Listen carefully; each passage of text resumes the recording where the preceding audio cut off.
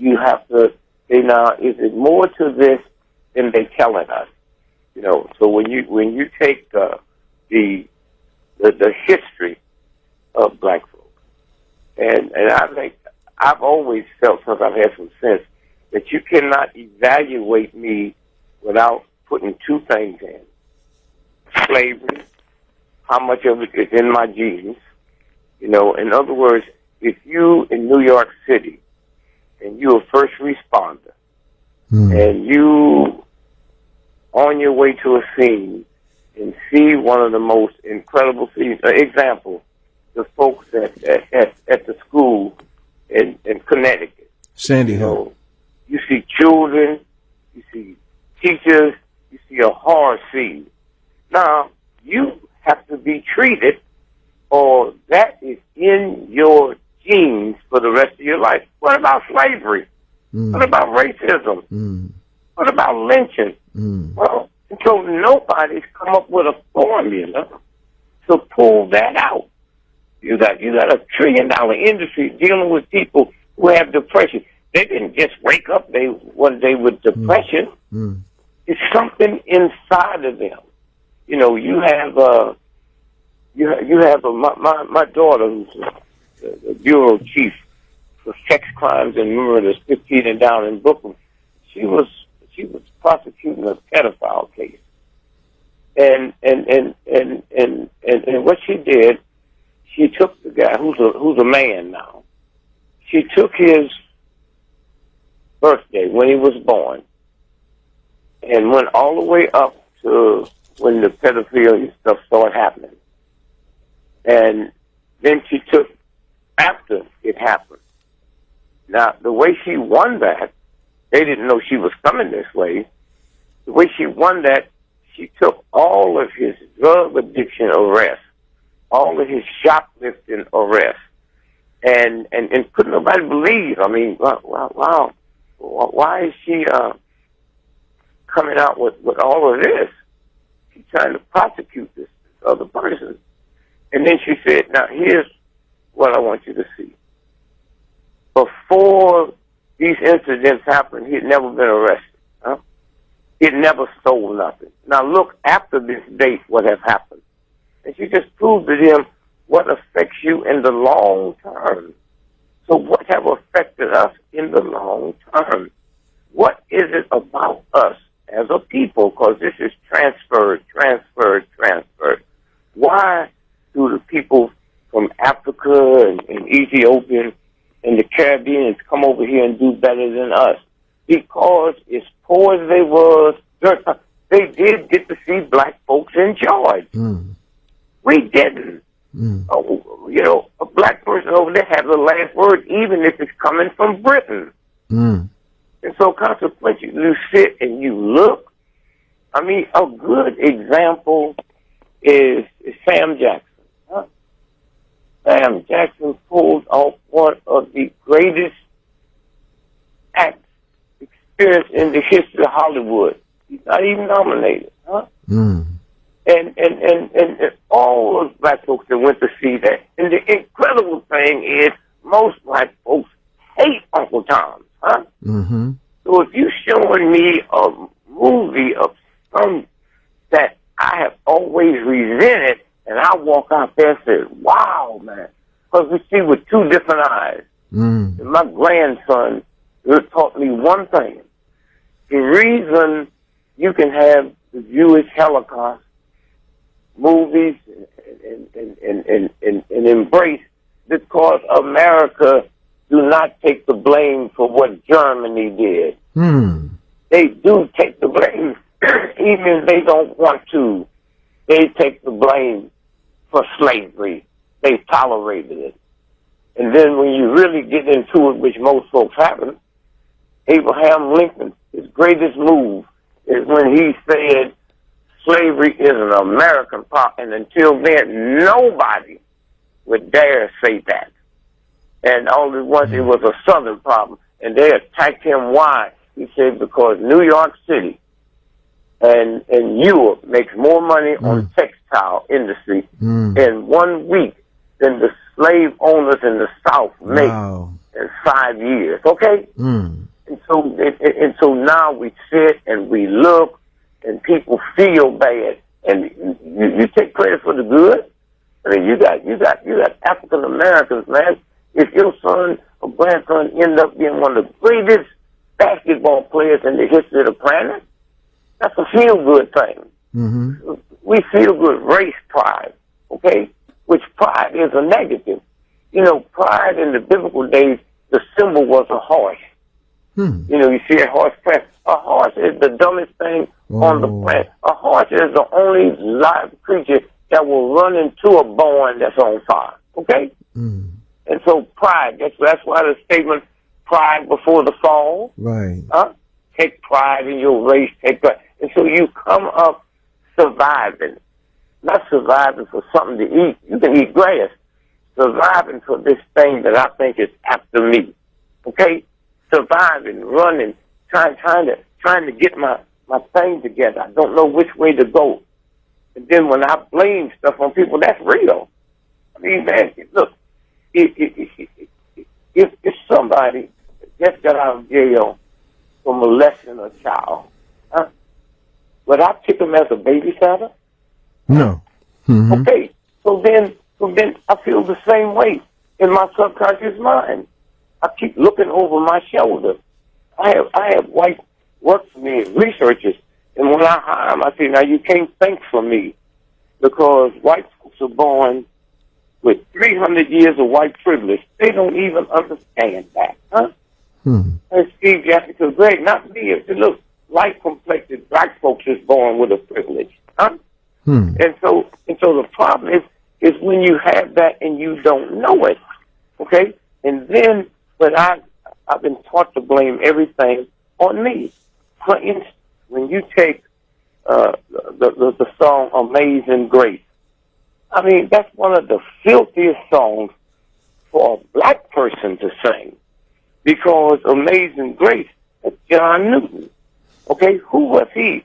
He was probably the most vicious slave trader in the history of planet Earth. Now, they had slaves 10,000 years before America was even thought of. And one day he rejected God. He said, you know, no part of that. But he came up in a home where his father was a Methodist minister. And so one day he's out on his boat, his pleasure boat, and this storm comes up where he knows enough about the sea that he's never seen anything like this. And he knew he was going to die. And he fell on his knees because he remembered the days at home. He remembered about repentance. And he fell on his knees and said, God, I am sorry. If you just spare me, I will repent and I will be a drum major for the horrors of my life and what slavery has done to human beings. And at that point, the storm ceased.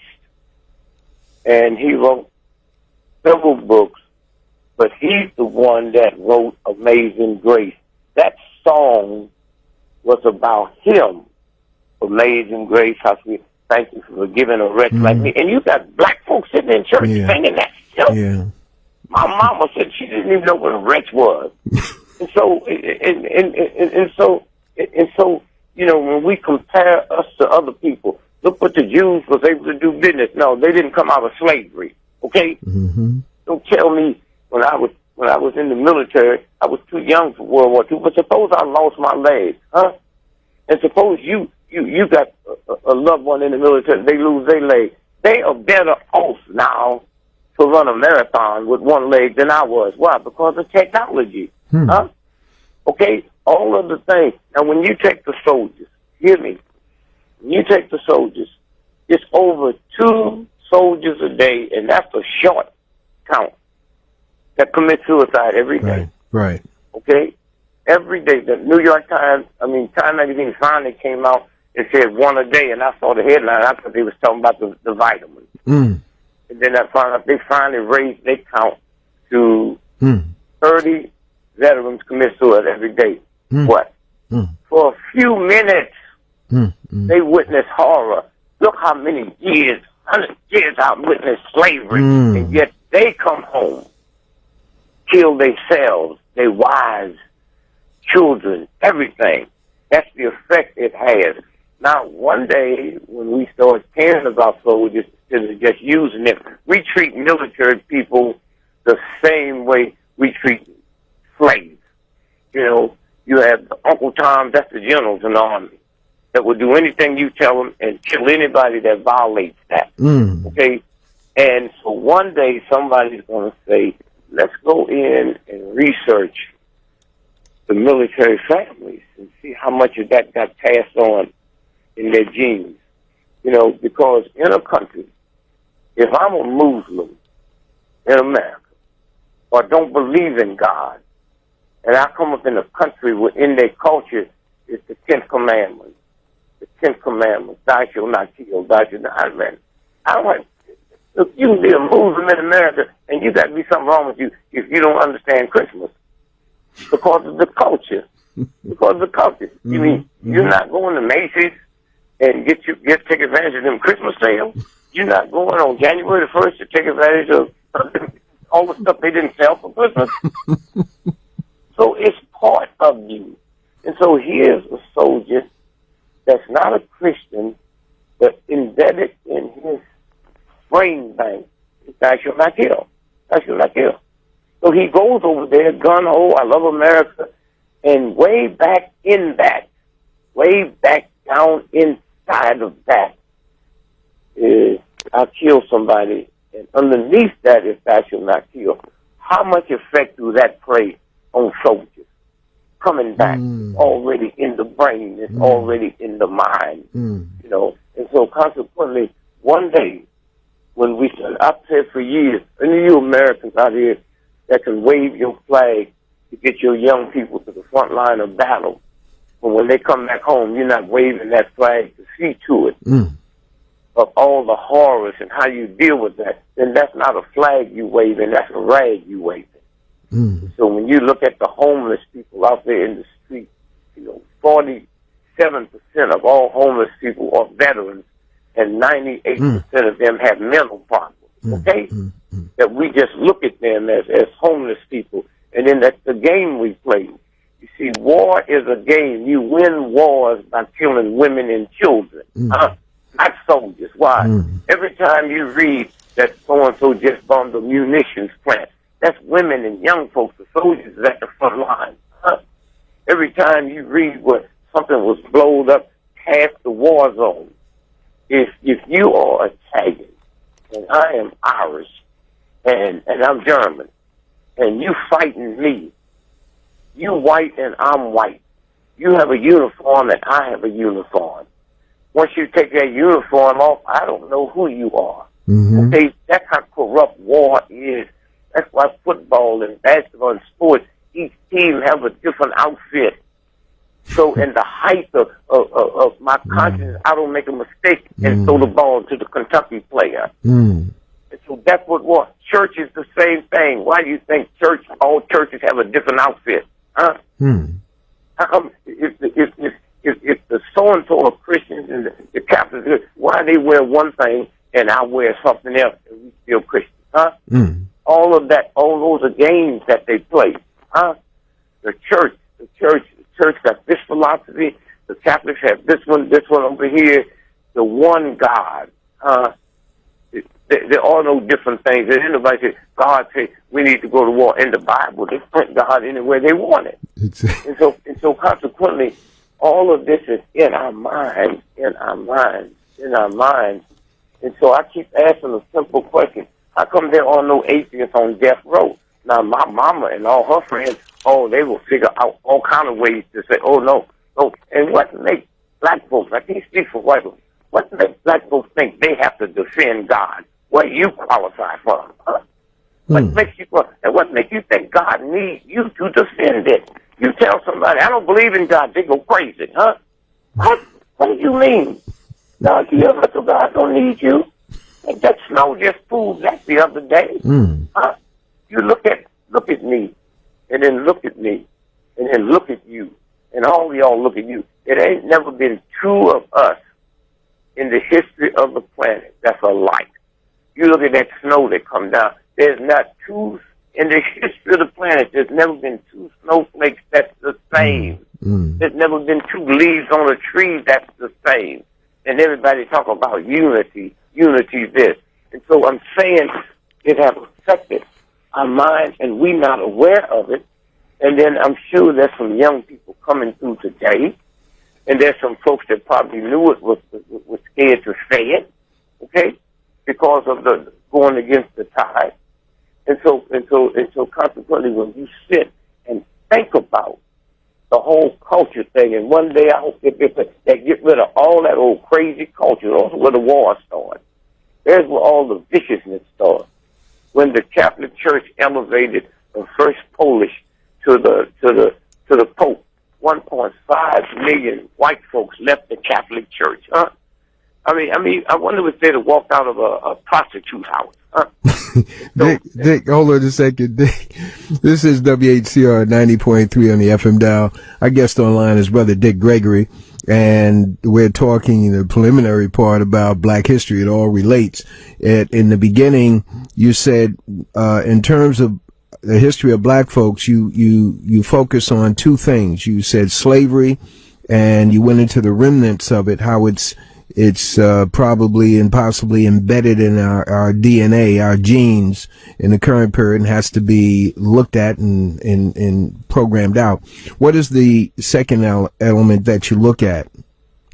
It's the mind thing, that the fact that nobody has what is good hair, man. What is good hair? You know, I heard Black folks talking about, even I talked about it, it's part of the culture. She got good hair. Hold it, wait a minute. My hair didn't come from the Chase Manhattan Bank. It didn't come from white folks. It came from that universal God that made. Now, are you telling me that God made something good and God made something bad? Huh? No, I picked that up here. An example of what happened. When Bill Cosby got in trouble about talking about ghetto women, he didn't mention dope pushers. Huh? You didn't mention pimps and hustlers. Women. Huh? Wait a minute, hold it. Well, why did he get in trouble? Huh? He have never talked about Black negativity like Malcolm X, like Elijah Muhammad, like the Nation of Islam. How come they don't get in trouble? Because they talked about it in the Black community. They didn't use a white platform. They didn't. 98% of people there that night, I was there, were white folks.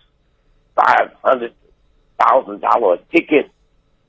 The New York Times, the Washington Post ran it. My grandmother didn't see it. She just heard.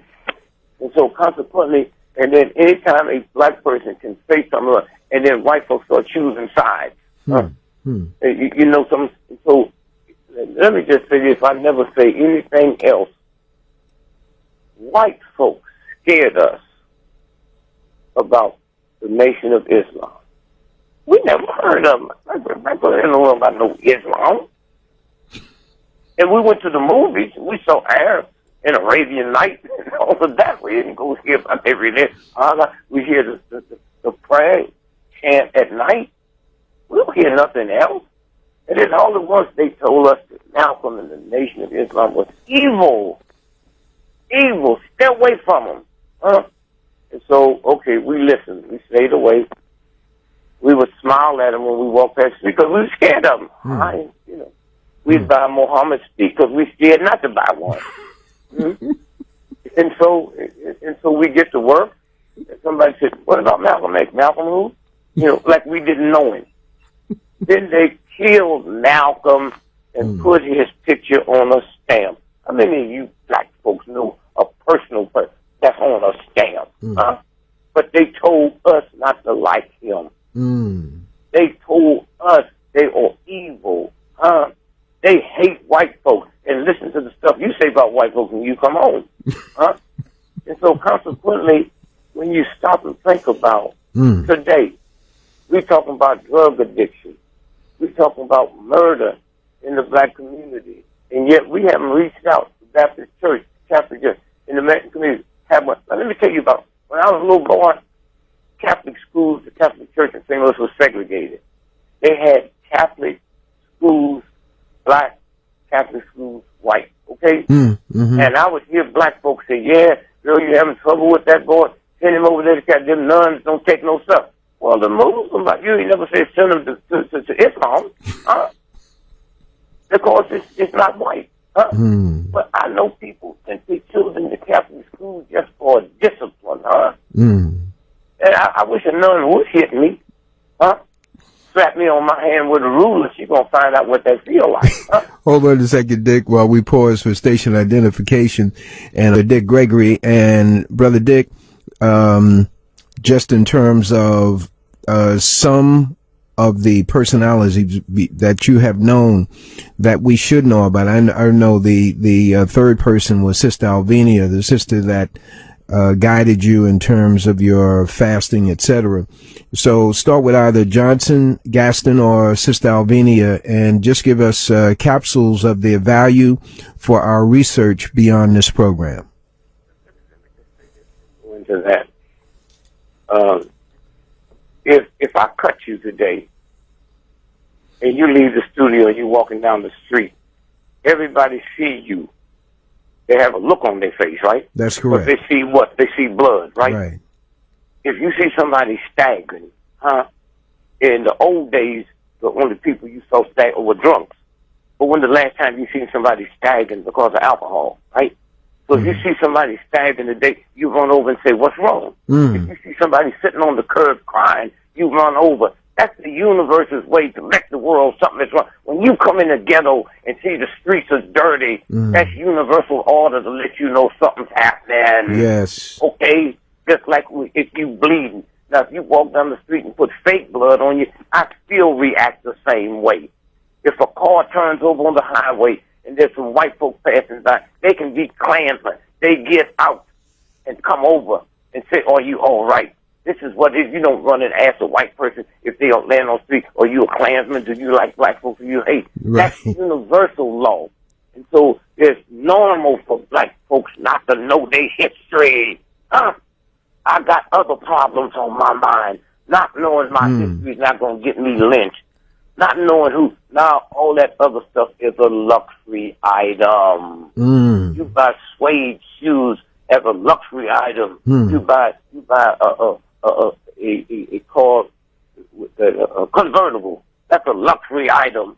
That's not the only car you have in this part of the country. What you going to do in the wintertime? And so when we look and talk about if you don't know your history, that ain't nothing but crap. I got to survive today. And so consequently, when we sit back now and we look at Alvinia Fools, and look, people thought she was crazy, huh? People thought she was crazy. I used to go into her store in the Stone Ghetto, man, and I see the pimps and the hustlers in there, the gambling, the roustabouts, okay? And so, wait a minute, I said, "Hey, wait a minute, why are they in here dealing with health?" And then I noticed they would come in and get this salad. They come in every day and get this salad. And I didn't pay no attention to anything else. And then the salad dressing, she put in a little cup. They would drink that and leave the salad. And then I realized one day it stimulates your sex glands. That's what they was coming from. This Viagra. This is late, man. These are pimps and hustlers, man, would come in every day. That's who she was. She put, and look, in 1960, if she didn't make $6,000 a day, she had a bad day, huh? And that was just in the black community. They would bring her around the country to speak, but they wouldn't give her no time because she didn't have the glamour. Yes. Nobody heard of her. Yes. And so consequently, she was curing cancer. She was curing everything. You just go see Dr. Fulton. And so consequently, she lived to get about 107. The horror is, wherever she is in her grave, if she heard me say that, she would have a fit. I couldn't believe anybody could be this close to the universe and feel this good about life and be ashamed about her age. And so But Dr. Fulton, one day, when the research is done and people read her books, okay, they out there. You can't take that away. Then we'll know who she is. Two, you take Johnny Johnson. Johnny Johnson taught me something that I will take to I don't know where you go when you leave here, but it ain't no grave. My grandson was with me one day. We passed a cemetery, and these little children asked some serious questions. Granddad, why they got a fence around that cemetery? I say, because people are dying to get in there. that's why they got it. And so now, let's take Johnny Johnson. Let's say I lived in St. Louis, and you are the greatest philosopher on the planet. If I don't live in New York, I don't know you. I've never heard of you, huh? Never heard of you. And only once Jet Magazine and Ebony Magazine came out and connected us. Yes. Connected the black folks in America. Joined us. One of the wild experiences I ever had during the Civil War in Uganda. I went over there with a group of people. We said, come on, let's go over here and check this out. You can't trust NBC. So we get over there, and they battling, and I see it like a 7-year-old child, man, with an automatic weapon. They're walking down the street, right? And then they took us off the bus, man, and lined us up against the wall.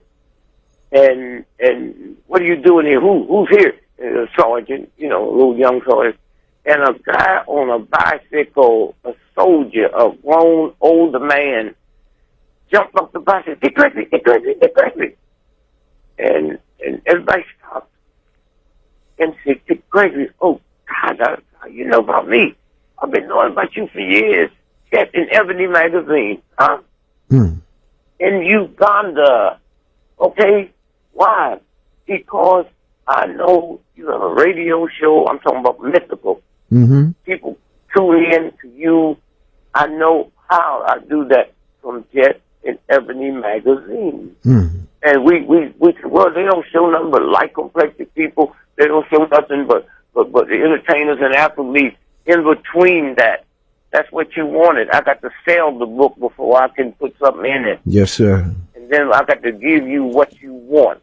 Okay? And so consequently, you look around, and then one day they can say anything they want. They can tell us about African leaders. They can show us something about anything. Why do you think you never looked at Jet and Ebony Magazine and they reviewed a black movie bad? They never told you don't go see that. That's right. Okay? We can't afford that. That's right. And so we always want to sit and look because we are ashamed. We are ashamed of slavery. We're more ashamed of being a slave than the folks, that put us in slavery. There's something wrong with that. And so consequently, we take the heroes of slavery, Nat Turner, so-and-so. No, hold it.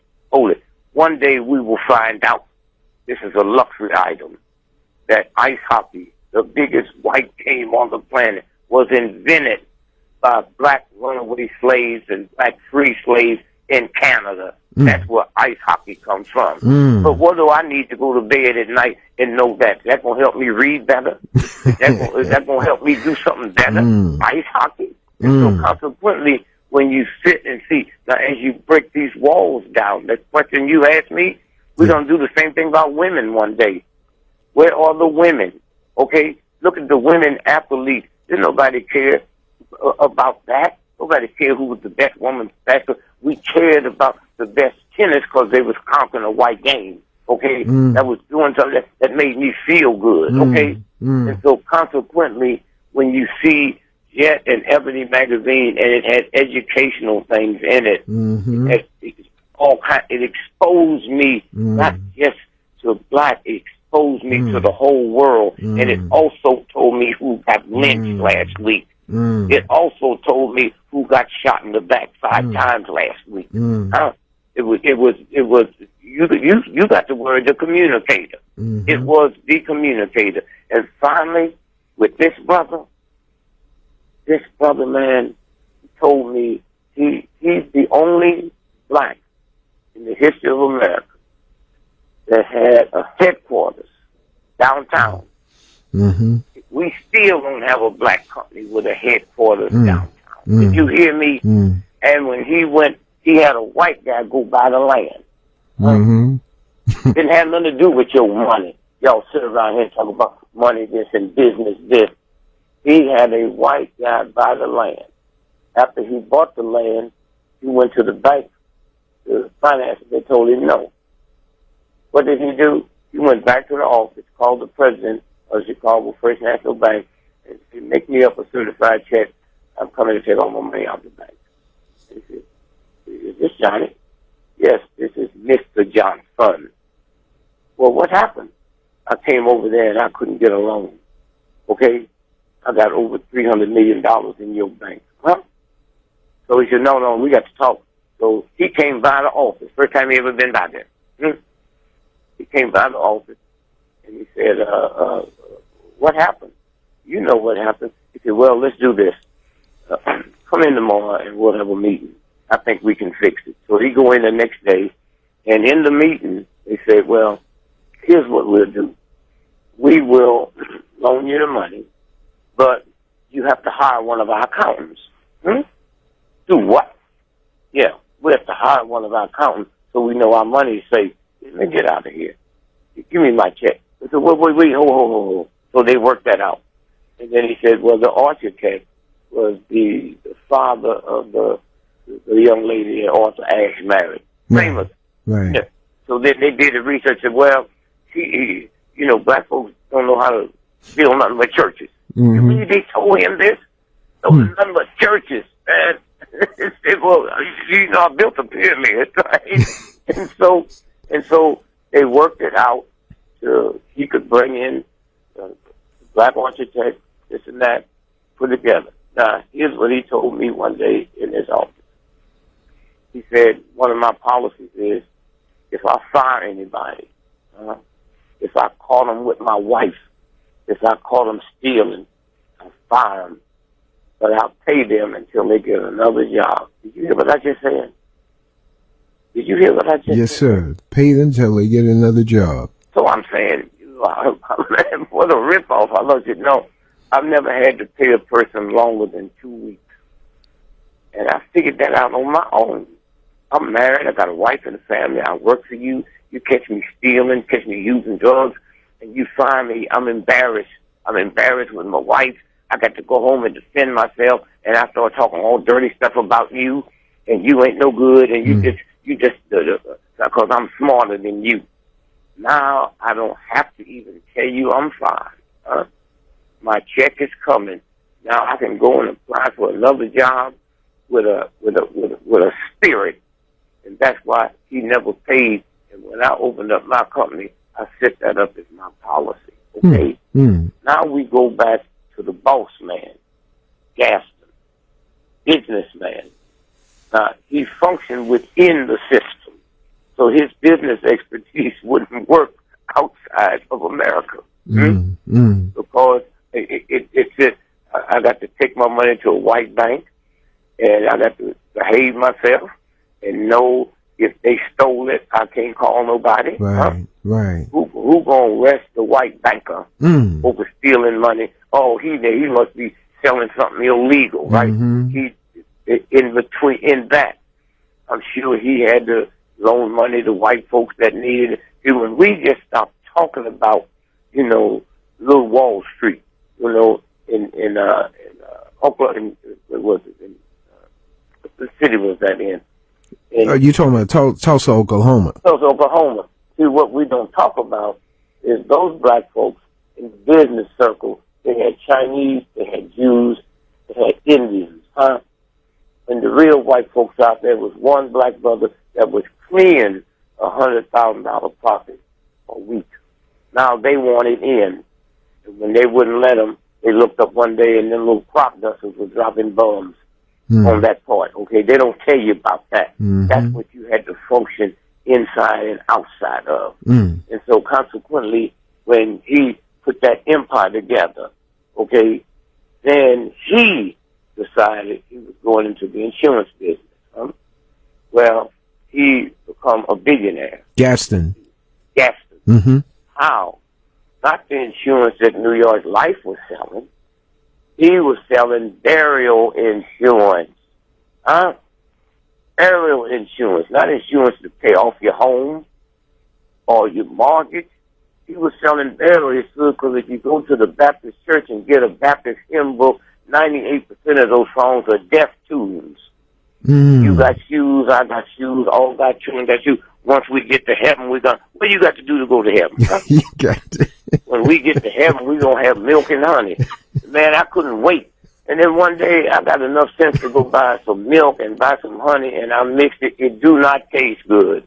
So, Grandma, y'all waiting to get some milk and honey, go down to the grocery store and buy you some milk and mix it and see if it tastes good. Okay? But what I was saying in my subconscious mind, that this white boy is so thuggish and so ungodly, I will never get mine till I get to heaven. Huh? I will never get mine till I get to heaven. So he opened up burial insurance. Now listen to this. Because the way he had carried himself, he went to the white folks and borrowed $1,500, okay? $1,500, and put his company together, and you could buy it for a penny a week, huh? And if you died, the funeral was paid for. So two of the folks he sold it to that first week they was gambling in a house that he stood up for gambling.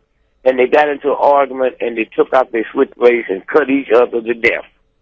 Now, Gaston got these two insured for a penny, right? That's all they paid was a penny.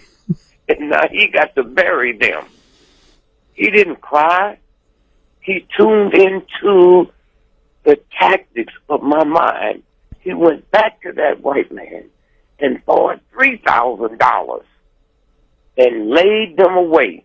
Man, he went out, bought the best coffin, put them in the best suits, haircuts and everything, and it got all, of course, his thing was just a local thing.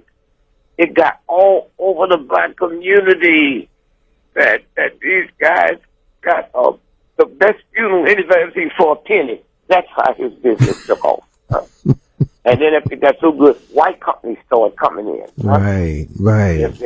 And you can go to my old folks' house now, my aunt and them, and look through their stuff, and they got a burial insurance on Richard Gregory. They got a burial insurance on me. So that's what, and then he went into all kinds of things. He got into banking as the thing progressed.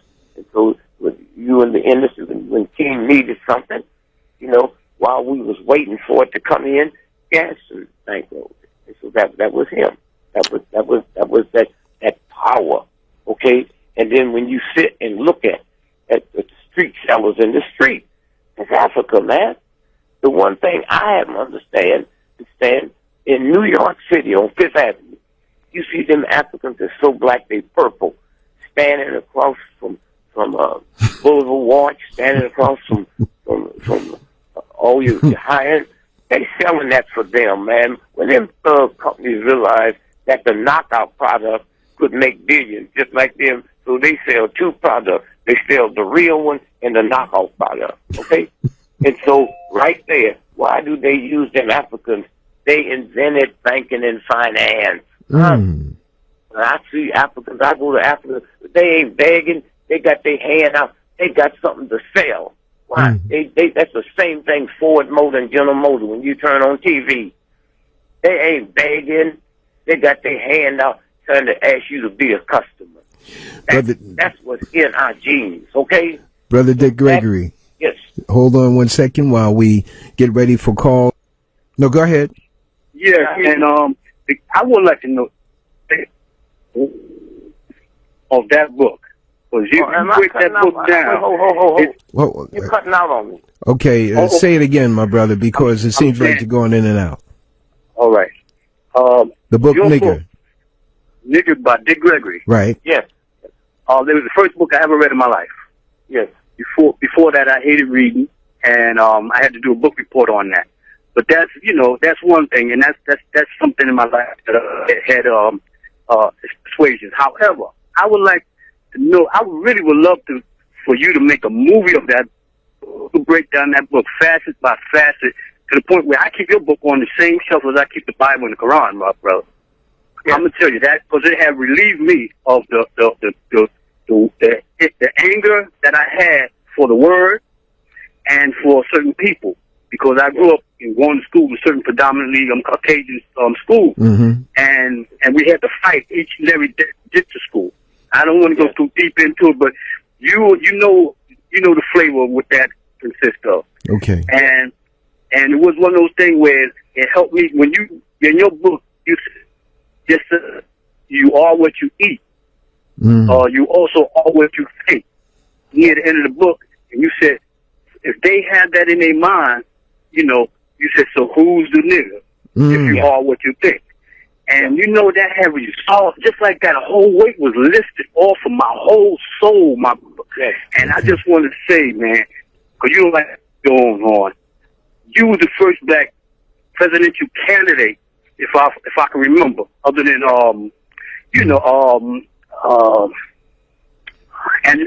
Angela Davis, she ran. And wait, let me back up.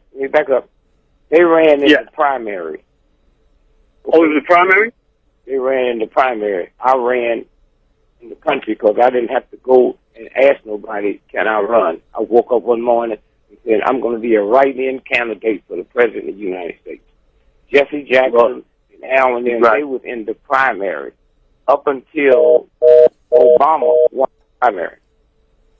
Up until Obama won the primary, I was the first black man in the history of America to run for President of the United States. Now, you said toot horn. Hold on. Okay, Dick. I'm sorry, tooting you, that you're reluctant to toot your own horn. It's called royalties. it's called But what I did, let me tell you how I took my horn. Before I made it big with a wife and a family, I was making $1,500 a year with a wife and a family. You said $1,500 a year? A year. I was making $10 a night, 3 nights a week. Okay? And when the black folks in that little honky-tonk club tolerated me before I got funny. See, the biggest laugh you ever had in your life didn't come from comics. It comes from family members and friends. Comedy is when you put a time in together. A relay, you can have the best, fastest runners in the world. If you don't know how to pass that baton, you're not going to win. And so them black folks tolerated me and pushed me all the way downtown where they couldn't afford to see me. So it is my humanity to come back to them and say, hey, baby, how you doing? I've always been listed in the phone book. I ain't never had no bodyguards, okay?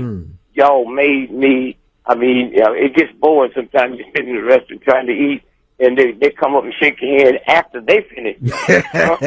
Okay, you go to a casino, I'll be in there playing the slots, and after they run out of money, they want to come over and shake my hand. I'm trying to get these 3 hearts, man. But that I owe that to the community. I lived around the corner from Elijah Muhammad, right? I go around and see him and talk to him, and you learn humanity. Nobody say thanks but a fool. Thank you. You never heard no rich folks say thank you. You ain't never heard Queen Elizabeth say thanks. You haven't looked in the Christian Bible and heard Jesus say thanks. God ain't never told nobody to say thanks. It says humble yourself. Humble yourself. The mob can thank you today and blow your car up 2 blocks after they kiss you. Hold on, Brother Dick. God bless you. Thank you for your call. You're on the Black Air. Yes, brother. Good afternoon. Turn your internet, your radio, whatever in the background down. This is WHCR. Yes, sir. Your question. That's better? Yes, sir. God bless you. Peace to you. Yes. Assalamu alaikum to both you brothers. Dick, I'd like for you to talk a little bit about these black athletes, all this stuff. These guys are making millions of dollars. They have so much influence, but yet still they don't have any character based on, like, when in the days with Jim Brown, some sort of black organization among the players. even if they had a shoelace making factory in the ghetto where they come from, and hired black folks to work in a shoelace making factory and wore the shoelaces, it would do more for the community than what they're doing now with making these millions of dollars. Now you got James, he crying because he made $60 million a year, and that's not enough. But by the reality is, he done made $60 billion for the daggone city state that he's playing in. So that's your question? Yes, sir, brother. Okay. And I'll hang up and listen. Thank you. Brother Dick Gregory. That's our fault. You know, what are athletes? They entertainers. They 5 degrees higher than pimps. Huh? They've been doing, them athletes been doing that since they were 5 years old. They not business people. When have you heard Jewish people get on the radio and talk about Jewish athletes? You need to do this. They are not business people. All I want an athlete to do is take that ball and outrun God.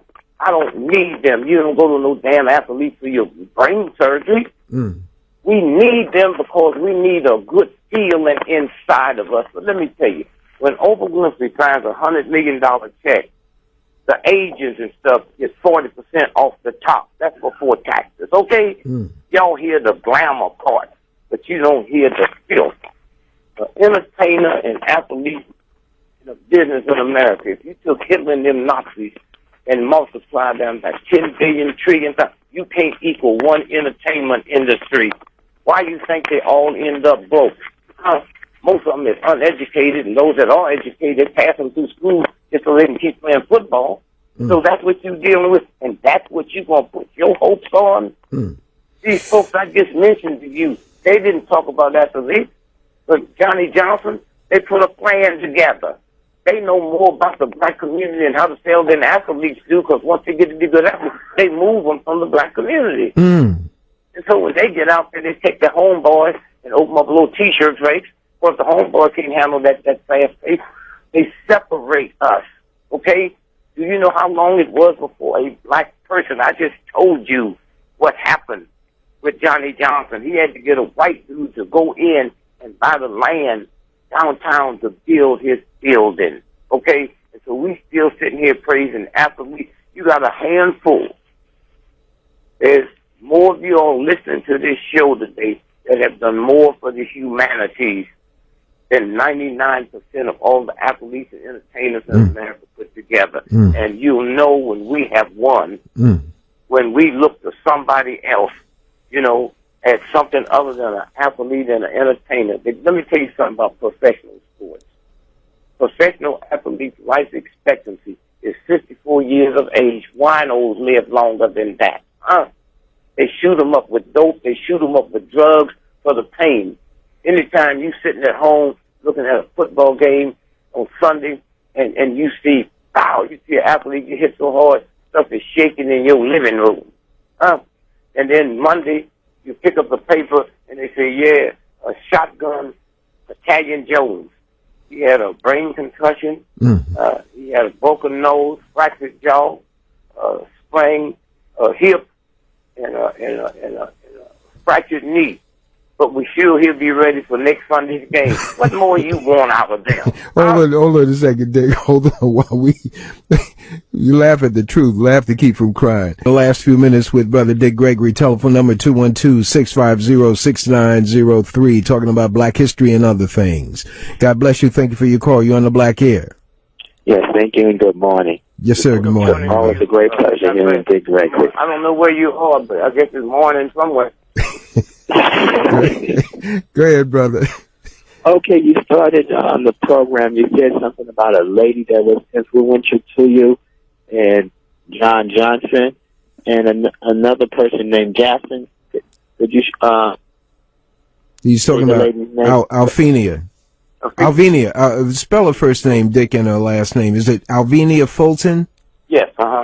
Alvenia Fulton. Fulton. Right, yes.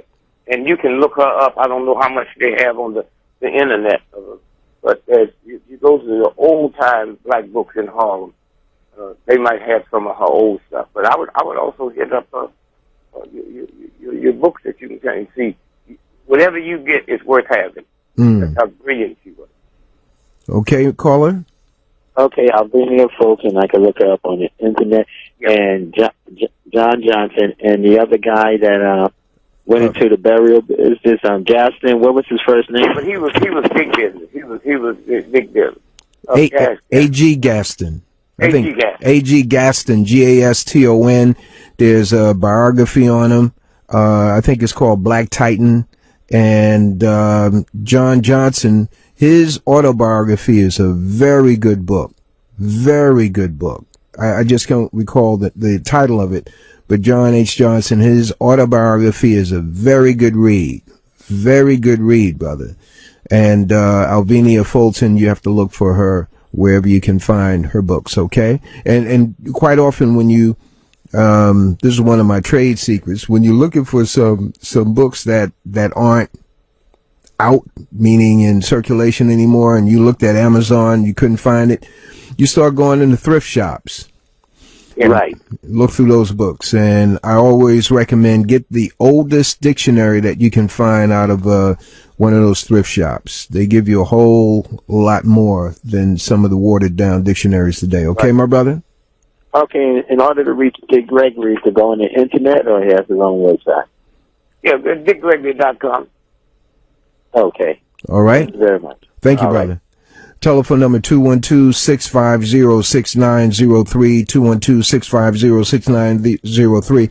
Going back to Sister Alvenia Fulton, you said the drug addicts and the street people were coming in to the store. She would serve them salad, but they were drinking the salad dressing. Yeah, and that was the sex stimulus. That's all they're coming in for.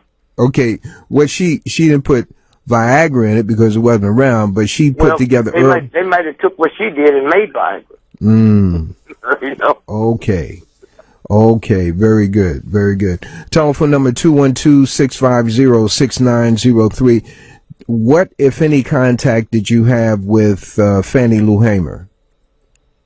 Nothing, just in marching. Remember, I didn't live there. Right. I wasn't part of the movement there. I would go in whenever there was a crisis. When the two senators from Mississippi, Eastland and Stennis, because of the voting rights, as I tell you, they cut the food stamps off. And our good friend Kennedy went along with it. They cut the food stamps off.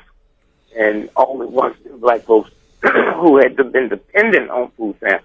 So when I went, I met with Fannie Lou Hamer and the NAACP, and I said, look, how much food do you think it would take? And we sit down and worked out, well, let me bring 70 tons of food in every 2 weeks. And I paid for that. I mean, I'd go to Hefner and different folks and borrow the money to one of my checks come in. But it was that love you saw with them. And you see, what you see, the movement. If you just heard Malcolm's speeches, if you missed it, he was one of the funniest cats on the planet, man.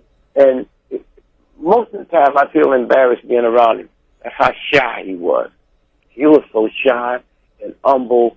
He said yes, sir, and no, sir, to children, to women, to white folks, to black folks.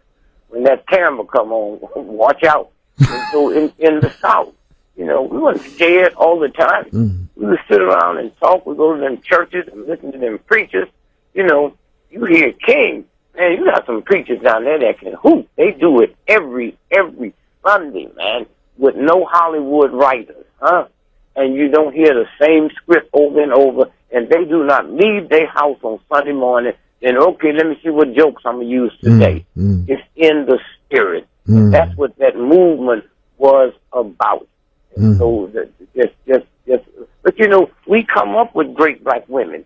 You know, we let white folks pull a couple out the hat for us, but we come up with great black women. I mean, we know about the ones they want us to know about after they dead, okay?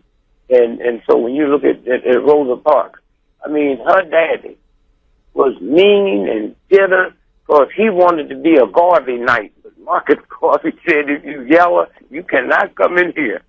Just said, so he stood out on his porch every night with his double-barrel shotgun and dared somebody to mess with his house. You had a black guy in some little bitty town in Mississippi. The Ku Klux Klan ran up on his porch. with torches to burn his house down. He shot both of them dead. Okay. Now here's the sad part. All at once, because of the movement, they couldn't just come and kill him, take him out of jail and kill him, because the Justice Department was watching sometime. And so they negotiated a deal.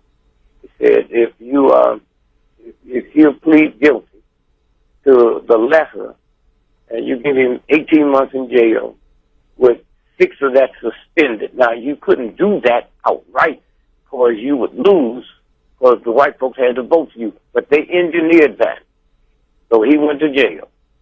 And the first night he was in jail, the next night his wife died. Why? They had been married for like almost 75 years. She was 13 when he married her. He was 15. Okay? They had never spent a night away from each other. Wow. Did you hear me? They had never spent a night. You know, well, it's a vacation. You don't go on no vacation. You ain't got no job where you have to travel. Every one of those nights, they were together, and all at once, here's a night, he is not there, and she died. That's the struggle. That's what, those are the things that persuaded me to see what happened. Here's a brother sitting up, NAACP, sitting up on his porch, baby, when they come there to burn his house down and kill everybody in it. And he shot and killed both of them. And for the first time, people started getting scared. They said, wait a minute, oh my God. Because they listen to these Negroes that's telling them, oh, that's an awful thing. I don't know why he must not be a good Christian, okay? And so that was the atmosphere there. Telephone number 212-650-6903, 212-650-6903. And we've been talking about Black history, the value of Black history, and you shared with us some very good notes. Current events, insights into, hold on a second while we go to this call. God bless you. Thank you for your call. You're on the Black Air. Yeah, I have Dick Gregory speak something on Claudette Clovey. I'm sorry, say that again? I have Dick Gregory speak on Claudette Clovey. Okay, are you aware of that Claudette Clovey? Is that it? I have Dick Gregory to speak on Claudette Clovey. The woman was arrested before Rosa Parks. Oh, okay. All right. Oh, okay. you know, go ahead, brother. The woman that was arrested before Rosa Parks, there was 3 women that was arrested before Rosa Parks.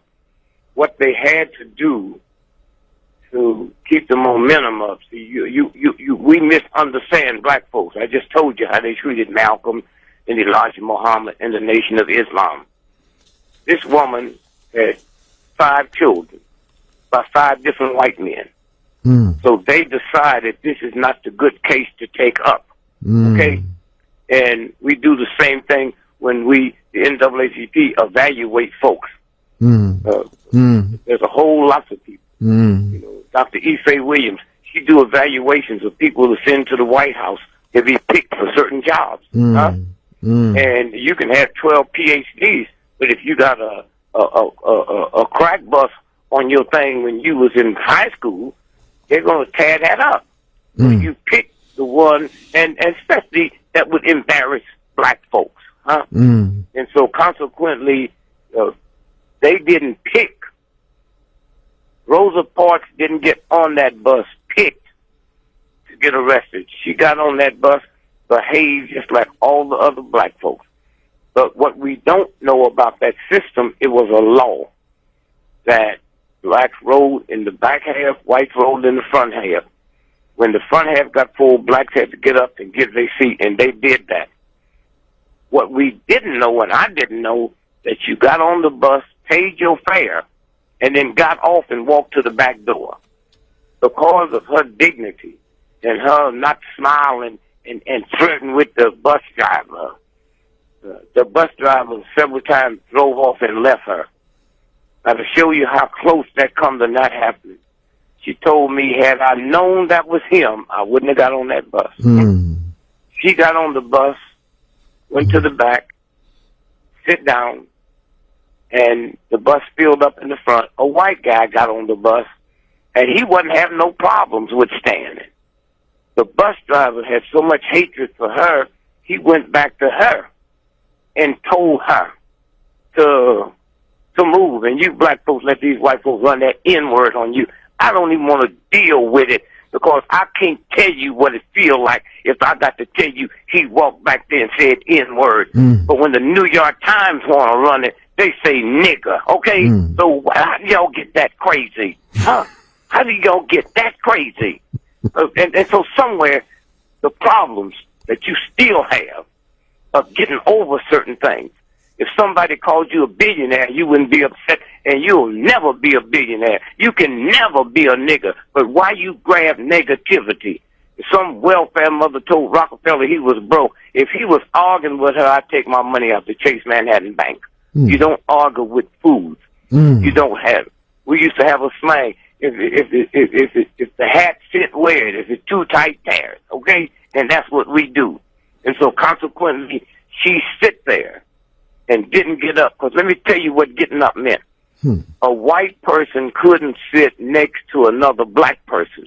So if she got up, the black man sitting next to her had to get up, and the two black people sitting across from her had to get up. So you had to give up 4 seats. They was doing it.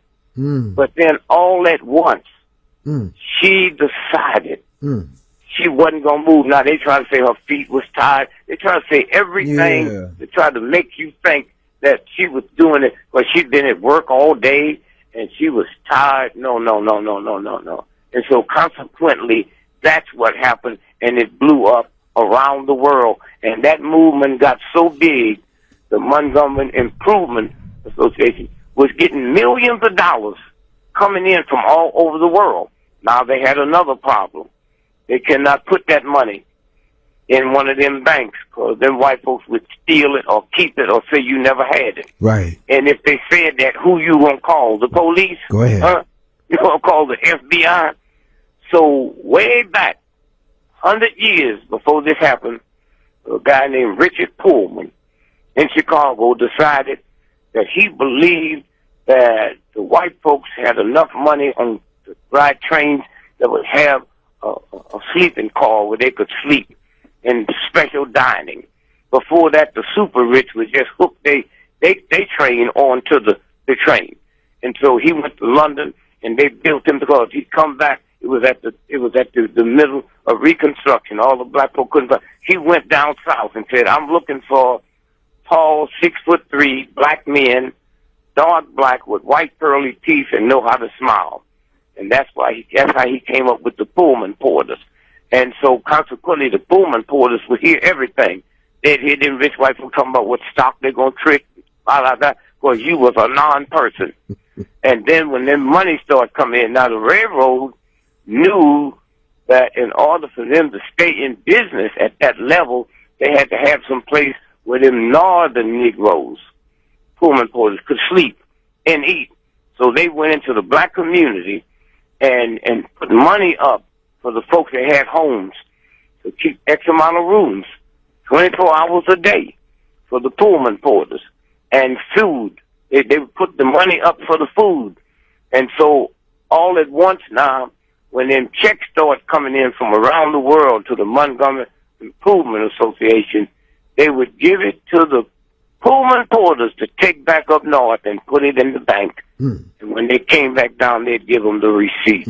Okay, that's how all of that came together and hit. So we always, if you have 3 sons, you're going to pick the best one to put up for a math scholarship. Now, a better story than that is Jackie Robinson. Jackie Robinson's brother was a better athlete than him, but because of his temper, they picked Jackie over his brother. Brother was 3-time All-American, and Jackie Robinson temper. Now, Jackie paid the price because he died. Sugar diabetes. That's what, when you hold that anger and hatred and bitter inside of you, it causes death. You start going blind and all of that. But they picked the best one to move this thing forward. Thank you, brother. Brother Dick Gregory, I want to thank you very much. And we got 1 minute for you to share with us something regarding health, some health tip that we can pursue. Well, let me waive that today and say that drastic storm that just hit you all. Yes, sir. Those of you all that are sitting in the house and you go to the toilet and you flush it, you turn on the water and you brush your teeth, you cook. There's thousands of people that can't do that today. Some black, some white. It's a universal crisis when you cannot do the normal things you can do. There's no light. You know, where I live, my family, they got all kinds of stuff stacked in the house, you know. But there's people that don't have money. They knew it was coming. They couldn't run to Safeway or to the drugstore to load up on stuff. And as horrible as it sounds, think about them alcoholics and them drug addicts, huh? They not the problem that can't get to it, okay? And they're going through all them changes today. It wasn't just some snow that fell. It's some human people that's suffering, and just send a little meditation out to them. There's people with money. In Houston was so bad, if you had money, you couldn't spend it, and when the lights go out, your credit card don't work. And if you got cash, the cash register don't open up because it's worked by electric. So underneath us, where we sleeping today and having fun and enjoying and going to look at the Grammys tonight, there's a lot of suffering right next door to you. And just tune into a meditation to that universal spirit that they'll make it through another day and another week. Thank you, my brother. Brother Dick Gregory, God bless you. Thank you for joining us. Many thanks to you and your family, your wife, for setting up this interview. God bless you, my brother. My pleasure. Thank you, baby. Breaking up.